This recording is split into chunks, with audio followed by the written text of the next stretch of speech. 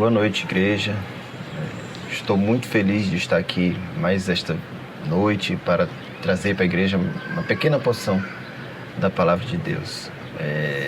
Graças a Deus pela oportunidade que temos ainda de pensarmos juntos, de meditarmos juntos na sua palavra por esses meios digitais.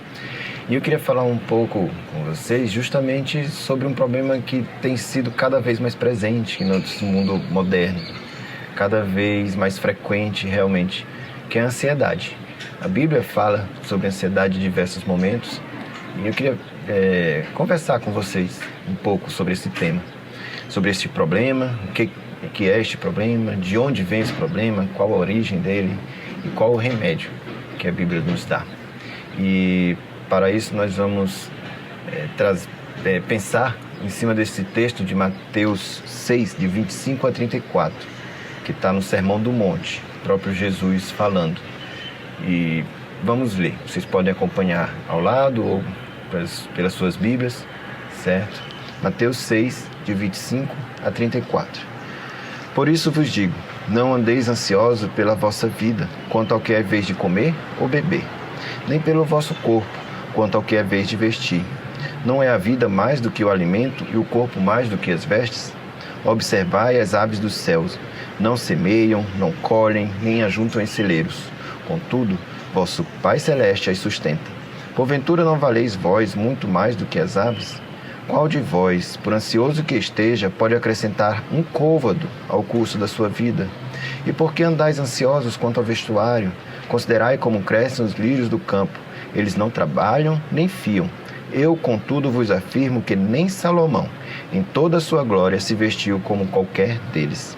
Ora, se Deus veste assim a erva do campo, que hoje existe, e amanhã é lançada no forno, quanto mais a vós outros, homens de pequena fé. Portanto, não vos inquieteis dizendo, que comeremos, que beberemos, ou com que nos vestiremos?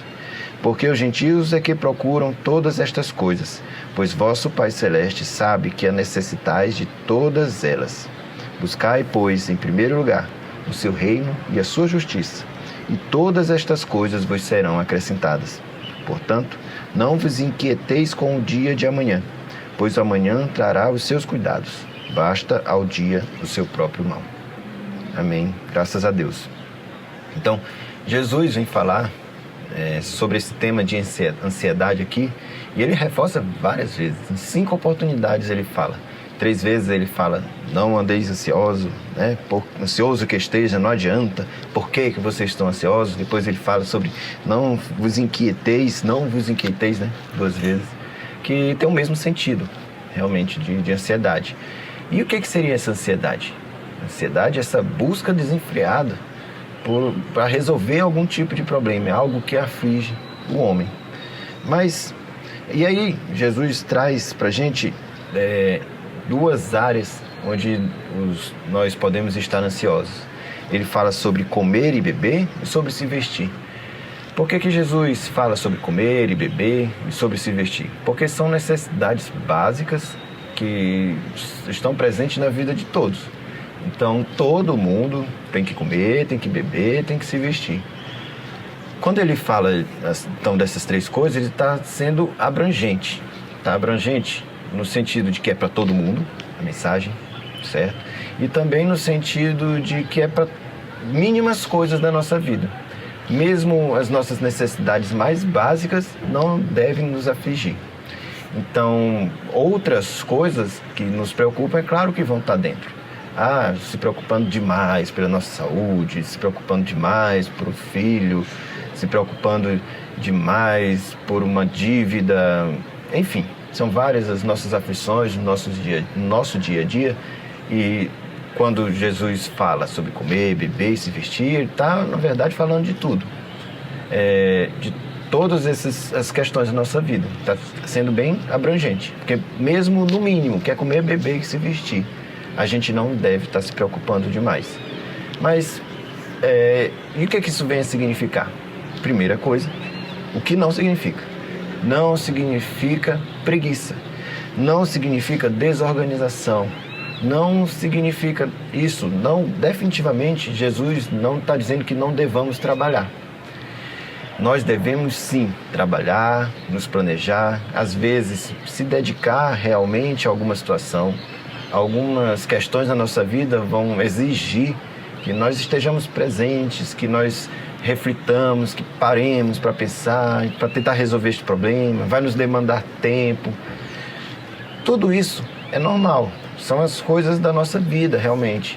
Então, até porque o trabalho é uma dádiva de Deus. Deus fez o Jardim do Éden e colocou Adão lá. Mas Adão não ia simplesmente só pegar. É claro que o pecado fez com que isso se tornasse mais difícil. Mas algumas coisas, é claro que Adão ia ter que ficar atento. Ele ia ter que saber o momento de semear, o momento de colher, o momento de podar, o momento de ajustar um detalhe ou outro, porque Deus mandou cultivar o jardim, e isso já antes da queda. Então, trabalhar e fazer da melhor forma, e se planejar e correr atrás, isso é uma coisa boa. Deus quer que façamos isso.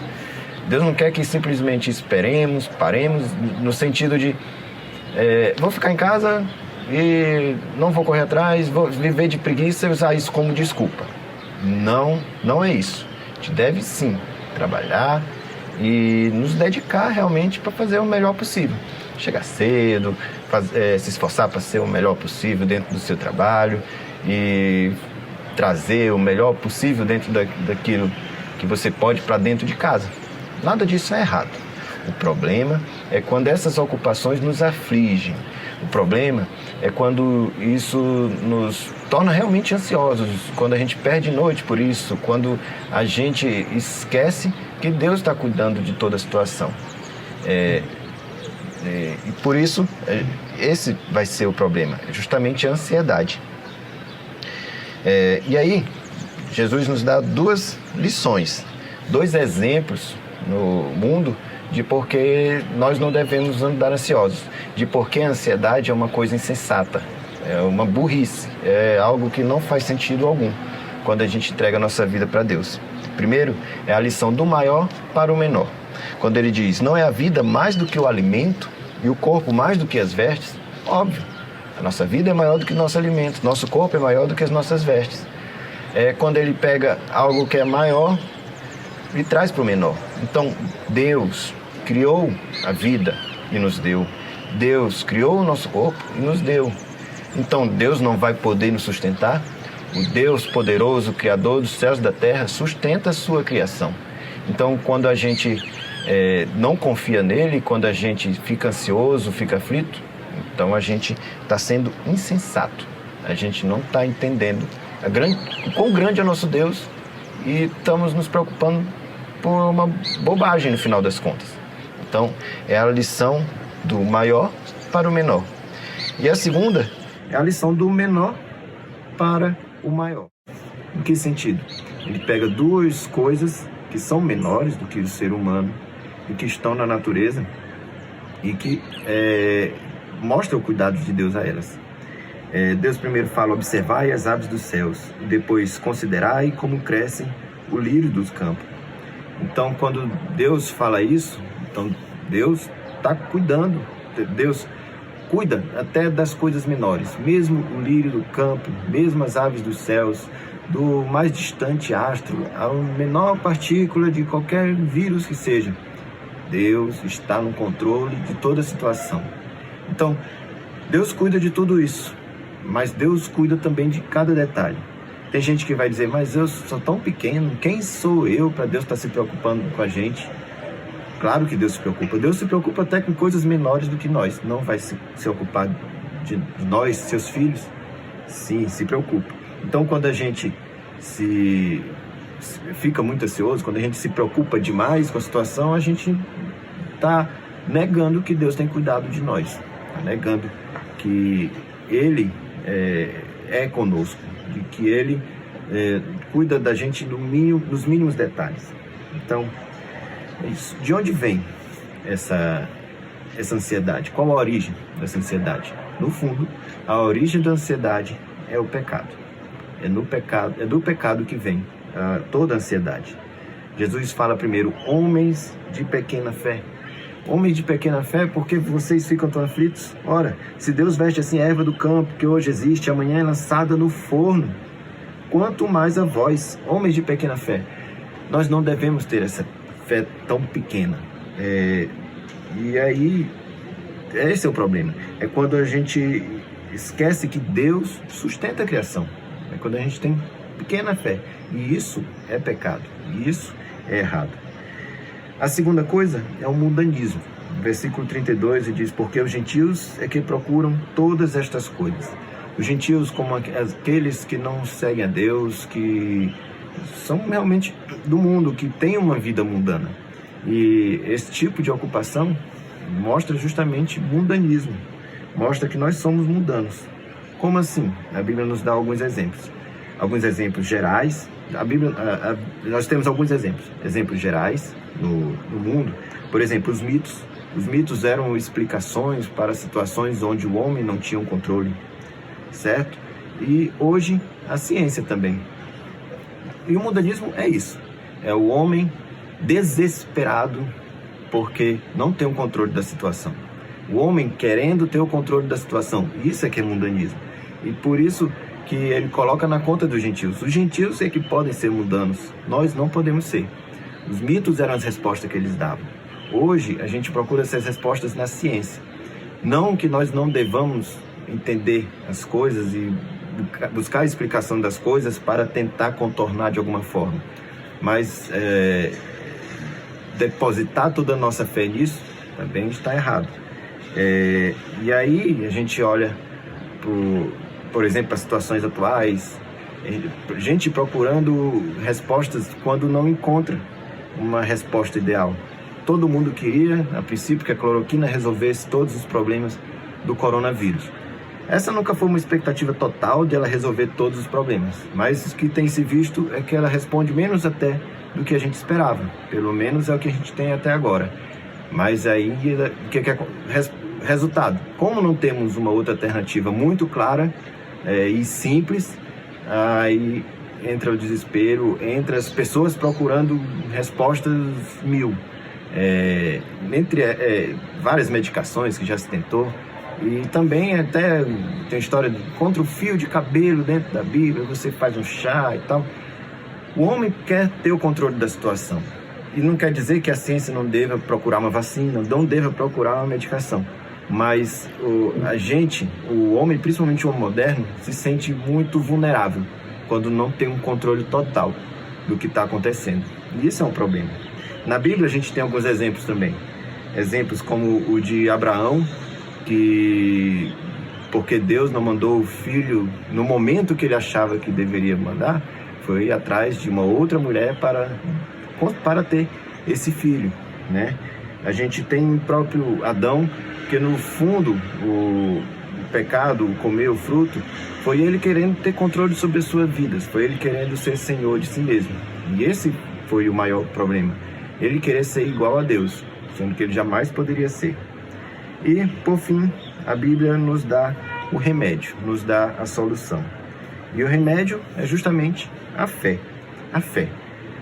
A fé é confiar realmente em Deus. E confiar em Deus em todos os momentos. E aí, Jesus nos traz isso de duas formas. Primeiro, dizendo que o nosso Pai sabe de todas as nossas necessidades. Então, devemos confiar na sabedoria de Deus. Nossos planos são menores do que os deles, nossas vontades são mais ruins do que as deles. Então, confiar em Deus, confiar que as respostas deles serão sempre superiores a nós. Então, confiar na sabedoria de Deus, que é muito melhor do que a nossa, é uma grande resposta, é algo que deve nos satisfazer. Entender que a solução de Deus sempre vai ser superior a nós. Então, aguardemos nele. E depois, confiar nas promessas de Deus. Jesus termina essa parte do discurso nos dizendo que buscai, pois, em primeiro lugar o seu reino e a sua justiça, e todas estas coisas vos serão acrescentadas. Tende paciência, tende calma.